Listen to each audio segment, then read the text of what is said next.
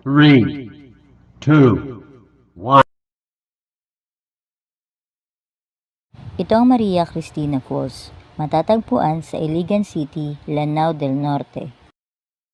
Ito ang Padsanhan Falls, matatagpuan sa bayan ng Laguna. Ito ang Tinago Falls na matatagpuan sa Iligan City. Ito ang Tidyongan Falls na matatagpuan sa Barangay Dingkelan, Iligan City. Ito ang Limunsudan Falls na matatagpuan sa Barangay Rogongon, Iligan City. Ito ang Abaga Falls na matatagpuan sa Iligan City in Mindanao. Ito naman ang Daranak Falls. Ito ay matatagpuan sa Tanay, Rizal.